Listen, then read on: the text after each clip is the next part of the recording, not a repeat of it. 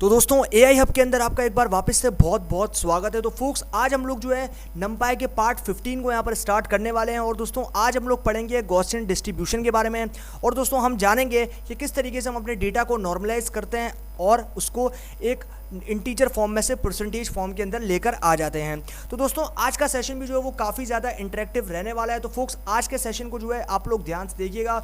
और मैं आपसे रिक्वेस्ट करना चाहता हूँ सेशन में आगे बढ़ने से पहले कि अगर आप लोगों ने प्रीवियस सेशंस को अटेंड नहीं किया तो पहले आप प्रीवियस सेशन को जो है वो अटेंड कर लो और उनको समझ लो। उसके बाद आप आ जाओ, मूव कर लो आगे, और तभी जो है आपको आगे वाले जो सारे सेशंस हैं उनको समझने में कोई भी डिफ़िकल्टी नहीं होगी।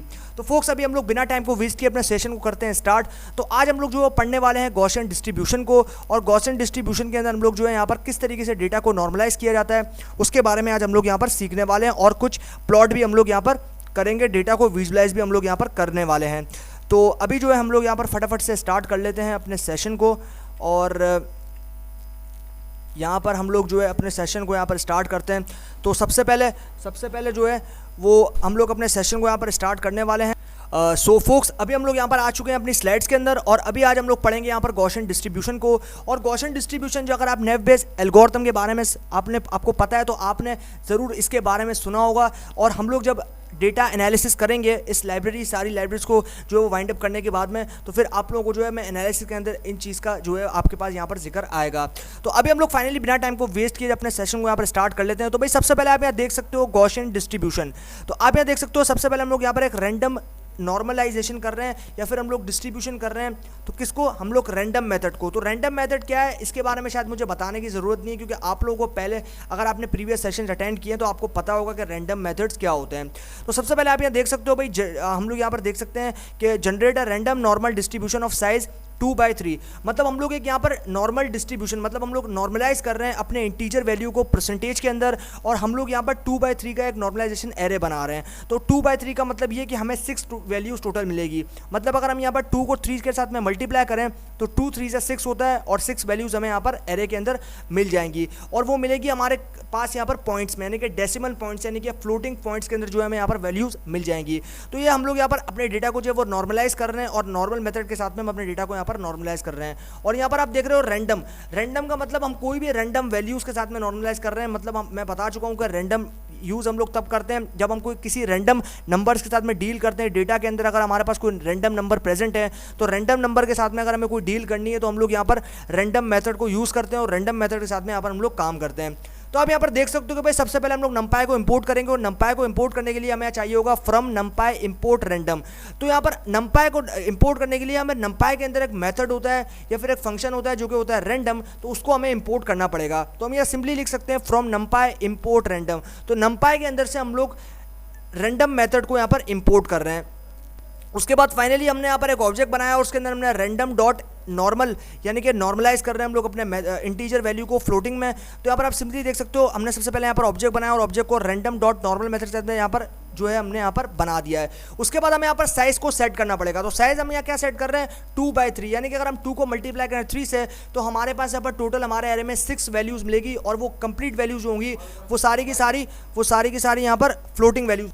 और फाइनली हमें जो है यहाँ पर रैंडम डॉट नॉर्मल मेथड को यहाँ पर आप जो है देख सकते हो कि भाई मैं जो है यहाँ पर इस चीज़ को पढ़ा रहा हूँ। तो आप यहाँ पर देख सकते हो कि भाई साइज़ जो है वो यहाँ पर हमने 2/3, यानी कि हमें जो है वो टोटल एरे के अंदर जो वैल्यू मिलेगी वो मिलेगी 2/3, यानी कि अगर हम 2 को 3 के साथ में मल्टीप्लाई करें तो हमें टोटल 6 वैल्यूज़ मिलेगी, और वो कंप्लीटली फ्लोटिंग होगी। मतलब उनके अंदर डेसिमल पॉइंट्स यहाँ पर आपको देखने को मिल जाएंगे। उसके बाद फाइनली ये सेम कि भाई हम लोग जो यहाँ पर प्रिंट कर रहे हैं अपने ऑब्जेक्ट को, जिसके अंदर हमने सारे मेथड्स को यहाँ पर स्टोर करवाया था। उसके बाद में जो हम जैसे प्रिंट करेंगे, एग्जीक्यूट करेंगे, तो हमारा रिजल्ट हमारे सामने आ जाएगा, और हम सक्सेसफुली एक इंटीजर वैल्यू को यहाँ पर या फिर इंटीजर रैंडम वैल्यू को हम यहाँ नॉर्मलाइज करके फ्लोटिंग नंबर्स के अंदर यहाँ पर लेकर आ जाएंगे।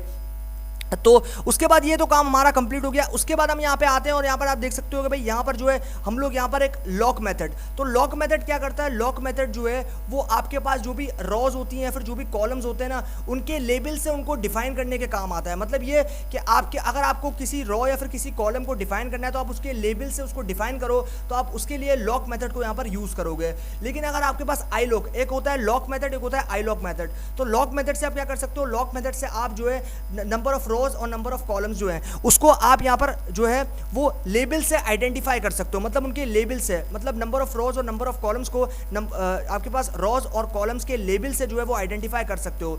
लेकिन जो आपके पास यहाँ पर आईलॉक मेथड होता है, आईलॉक मेथड को आप जो है उसकी इंटीजर वैल्यू से आइडेंटिफाई कर सकते हो। मतलब ये कि जो नंबर ऑफ रोज है, नंबर ऑफ कॉलम्स हैं, उनकी जो इंटीजर वैल्यूज हैं उनसे आप जो है यहाँ पर आइडेंटिफाई करना चाहो तो उसके लिए आपको आईलॉक मेथड यूज करना पड़ेगा। तो फिलहाल के लिए हम यहाँ पर लॉक मेथड यूज कर रहे हैं और आप लॉक दिया है यहाँ पर 1। इसका मतलब ये है कि आपके पास यहाँ पर कॉलम या फिर रोज को आइडेंटिफाई कर रहे हैं आप।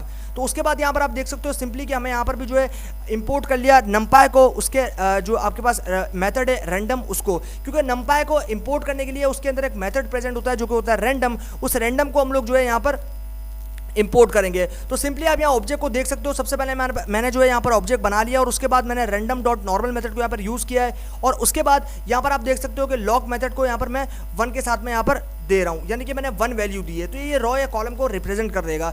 उसके बाद मान लो कि मैं यहाँ पर दे रहा हूँ 1, तो इसका मतलब 1 रो 1 कॉलम यहाँ पर रिप्रेजेंट हो जाएगा। तो उसके बाद यहाँ पर मैं स्टैंडर्ड डेविएशन दे रहा हूँ, यानी कि स्केल दे रहा हूँ। तो मुझे कहाँ से कहाँ तक वैल्यू चाहिए कि स्केल अप दे रहा हूँ तो वो यहाँ पर मुझे 2 देना पड़ेगा। तो मैंने यहाँ पर 2 सिंपली यहाँ पर सेट कर दिया है। उसके बाद मुझे यहाँ पर एस सेम के साइज देना पड़ेगा। तो साइज में यहाँ दे रहा हूँ 2/3 का, यानी कि मुझे टोटल 6 वैल्यूज मिलेंगी। अगर मैं 2 को 3 के साथ मल्टीप्लाई करता हूँ तो 6 आएगा और टोटल 6 वैल्यू मुझे यहाँ पर मिल जाएंगी। उसके बाद यहाँ पर आप सिंपली जो है वो प्रिंट कर दोगे अपना ऑब्जेक्ट को, तो आपका रिजल्ट जो है वो आपके सामने यहाँ पर आ जाएगा। उसके बाद अभी हम लोग चलते हैं नीचे और यहाँ पर आप देख सकते हो फ्रॉम numpy इंपोर्ट रैंडम। यहाँ पर भी आपको जो है वो numpy के अंदर से रैंडम मेथड को जो यहाँ पर इंपोर्ट करना पड़ेगा और सिंपली आप यहाँ देख सकते हो कि इंपोर्ट matplotlib.pyplot as plt और यहाँ पर आपको matplotlib, तो matplot मैं बता चुका हूँ पहले वाले प्रीवियस सेशंस के अंदर कि matplotlib और seaborn जो है वो डेटा विजुअलाइजेशन लाइब्रेरीज हैं जो कि आप डेटा को विजुअलाइज करने के लिए यूज़ करते हो। तो आपको यहाँ पर सिंपली देख सकते हो इंपोर्ट matplotlib.pyplot as plt, तो plt आपके पास एलियस हो गया matplotlib का जिसके साथ में आप इंपोर्ट कर रहे हो यहाँ पर matplotlib लाइब्रेरी को।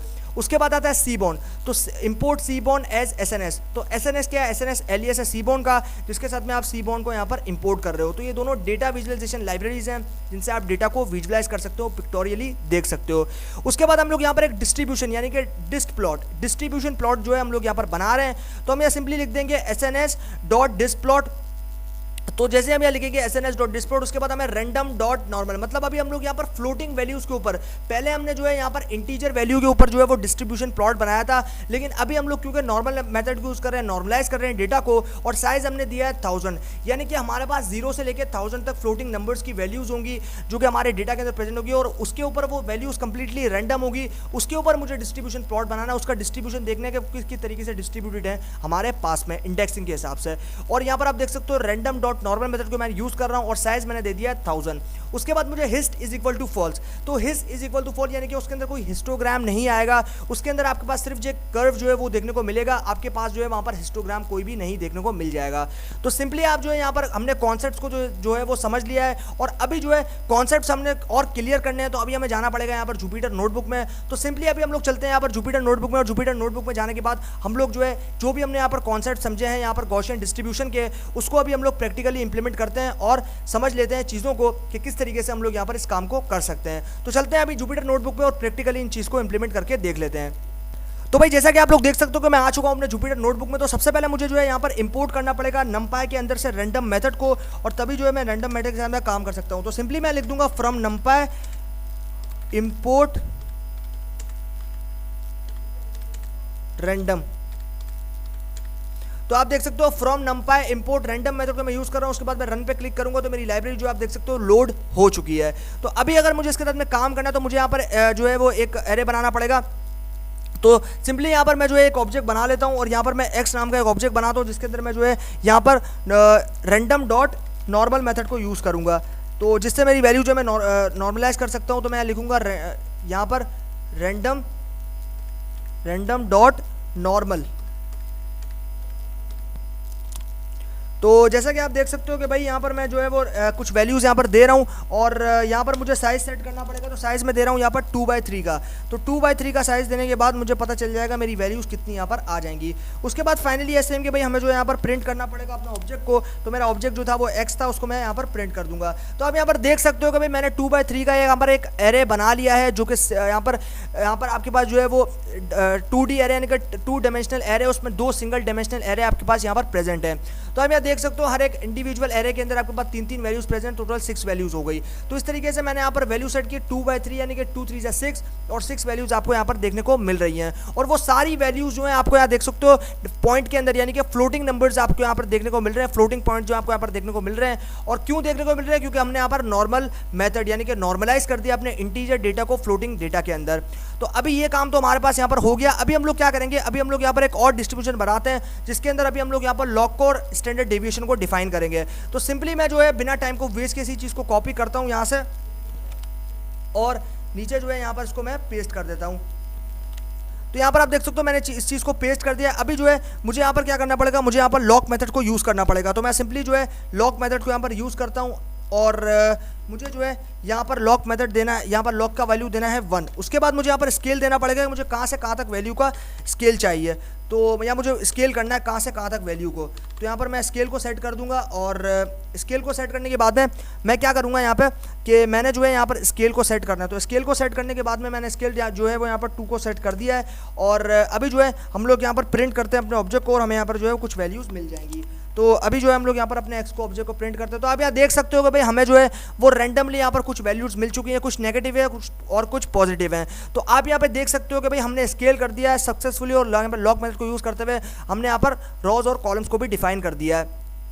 तो इस तरीके से आप जो है यहाँ पर रैंडम के अंदर से नॉर्मल मेथड या फिर आप जो है अपने रैंडम इंटीजर वैल्यूज़ को नॉर्मलाइज कर सकते हो फ्लोटिंग नंबर्स के अंदर और डेटा के अंदर आप यहाँ पर डिस्ट्रीब्यूशन देख सकते हो, डिस्ट्रीब्यूशन प्लॉट बना के। तो अभी हम लोग वही करने वाले हैं। तो अभी यहाँ पर आप देख सकते हो भाई हम लोग यहाँ पर बनाने वाले हैं अभी यहाँ पर डिस्ट्रीब्यूशन। तो अभी हम लोग यहाँ पर एक डिस्ट्रीब्यूशन प्लॉट बनाएंगे और वो बनाएंगे हम लोग यहाँ पर फ्लोटिंग नंबर्स के ऊपर। अभी तक हमने देखा था प्रीवियस सेशंस में कि हम लोगों ने इंटीजर वैल्यू के अंदर किस तरीके से इंटीजर वैल्यू डिस्ट्रीब्यूटेड हमारे डेटा सेट के अंदर और उसका डिस्ट्रीब्यूशन हमने देखा था इंटीजर वैल्यूज़ का। अभी हम लोग फ्लोटिंग नंबर्स का डिस्ट्रीब्यूशन यहाँ पर देखने वाले हैं। तो उसके लिए सबसे पहले मुझे क्या करना पड़ेगा, उसके लिए मुझे सबसे पहले यहाँ पर फ्रॉम numpy इंपोर्ट रैंडम।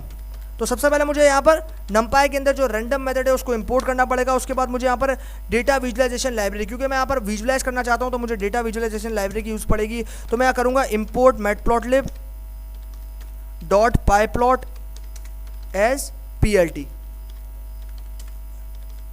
तो अब यहाँ देख सकते हो मैंने यहाँ पर इंपोर्ट किया है और अभी मैं यहाँ देखता हूँ सीबॉर्न को। तो मैं यहाँ देखता हूँ इंपोर्ट सीबॉर्न एज SNS। तो भाई सीबॉर्न और मैटप्लॉटलिब जो है वो डेटा विजुअलाइजेशन लाइब्रेरी। तो अभी हम लोग रन पे क्लिक करेंगे और हमारी लाइब्रेरी जो यहाँ पर है वो लोड हो जाएगी। तो आप देख सकते हो हमारी लाइब्रेरी जो है यहाँ पर लोड हो चुकी है। और अभी जो है हम लोग यहाँ पर एक डिस्ट्रीब्यूशन बनाएंगे। तो उसके लिए मुझे जो है यहाँ पर सिंपली SNS को यूज़ करना पड़ेगा, क्योंकि ये जो मॉड्यूल है हमारे पास डिस्ट्रीब्यूशन प्लॉट वो हमारे पास SNS यानी कि सीबॉर्न के अंदर हमारे पास यहाँ पर प्रेजेंट है। तो हम यहाँ SNS जो कि सीबॉर्न का एलियास है उसको यूज़ करेंगे। उसके बाद मुझे डिस्ट यूज़ करना पड़ेगा।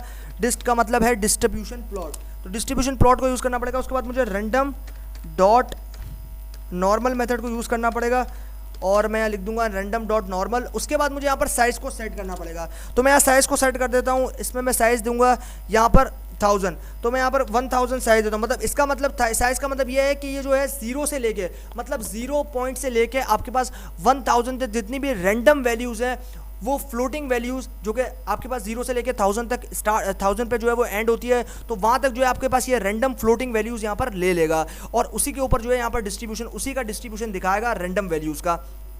तो अभी हम लोग यहाँ पर ये देख सकते हैं हमारा काम हो चुका है। अभी हम लोग यहाँ पर जो है वो हिस्टोग्राम यानी कि hist is equal to false set करेंगे, जिससे हिस्टोग्राम जो है वो हमारा रिमूव हो जाएगा, वो नहीं आएगा। तो अभी जो है हम लोग यहाँ पर सिंपली इसको प्लॉट करते हैं। तो प्लॉट करने के लिए मेरे पास एक मेथड है जो कि आता है यहाँ पर एलियास है, जो कि बेसिकली मैटप्लॉटलिब का जो कि आता है हमारे पास PLT.show। तो PLT.show मेथड को यूज़ करके मुझे शिफ्ट प्लस इंटर करना है। और आप यहाँ पर देख सकते हो कि जैसे मैंने शिफ्ट प्लस इंटर किया, आप यहाँ पर देख सकते हो मेरे पास जो है एक कर्व जो है यहाँ पर बन के आ चुका है। तो बेसिकली ये कर्व हमें बता रहा है कि भाई हमारा जो फ्लोटिंग वैल्यूज़ का डिस्ट्रीब्यूशन है, हमारे रैंडम वैल्यूज़ का डिस्ट्रीब्यूशन है, जो कि हमारी रैंडम फ्लोटिंग वैल्यूज़ हैं उनका जो डिस्ट्रीब्यूशन है वो किस तरीके से हमारे पास यहाँ पर देखने को मिल रहा है। तो आप यहाँ पर देख सकते हो हमारे पास जो है काफ़ी बड़ा सा कर्व जो है आपको यहाँ पर देखने को मिल रहा है और यहाँ पर आप ईजी तरीके से विजुलाइज कर सकते हो। अगर आप इसका कलर वगैरह चेंज करना चाहो तो आप कलर वगैरह भी चेंज कर सकते हो। उसके लिए आपके पास जो है वो कलर एट्रीब्यूट होता है। तो आप कलर एट्रीब्यूट के अंदर कोई भी कलर दे सकते हो। मान लो मैं रेड कलर दे रहा हूँ, उसको मैं रन करता हूँ और अभी मेरे पास यहाँ पर एरर आया है, मैंने यहाँ पर कलर पूरा नहीं लिखा। एक मिनट में यहाँ कलर ओके। तो आप यहाँ देख सकते हो मैंने जो कर्व है उसका कलर जो है यहाँ पर रेड कर दिया है। इनिशियली इसका कलर जो है वो ब्लू था, इसको मैंने रेड कर दिया है। तो इस तरीके से आप जो है यहाँ पर इसके साथ में काम कर सकते हो रैंडम मेथड के साथ में। और यहाँ पर जो आपके पास बेसिकली नॉर्मलाइज करना चाहो अगर आप डेटा को इंटीजर से फ्लोटिंग में, तो आप नॉर्मलाइज मेथड को या फिर नॉर्मल मेथड या फिर गॉसियन डिस्ट्रीब्यूशन को आप यहाँ पर यूज़ कर सकते हो। तो इस तरीके से आप यार इस चीज़ के साथ में काम कर सकते हो और आप जो है नॉर्मल कर सकते हो या फिर नॉर्मलाइज कर सकते हो अपने डेटा के डिस्ट्रीब्यूशन को, डेटा का डिस्ट्रीब्यूशन देख सकते हो और आप जो है किसी भी फ्लोटिंग वैल्यूज़ के रेंज के हिसाब से डिस्ट्रीब्यूशन कैसे हो रहा है वो देख सकते हो। तो फोक्स ये सेशन फाइनली यहीं पे जो है वो यहाँ पर एंड हो जाता है और आगे आने वाले NumPy के सेशन के अंदर हम लोग और चीज़ों को एक्सप्लोर करेंगे। अभी तो बहुत सारे टॉपिक जो है वो बाकी हैं, तो अभी आप लोग जो है इसके साथ में जो है वो बने रहिए और अभी जो है हम लोग आगे आने वाले सेशंस के अंदर और जो है NumPy को एक्सप्लोर करेंगे और NumPy के मेथड्स को यहाँ पर देखने वाले हैं। तो फोक्स अभी के लिए सेशन के अंदर इतना ही, आगे बाकी चीज़ें हम लोग आगे आने वाले सेशन के अंदर कवर करेंगे। तो तब तक के लिए गुड बाय।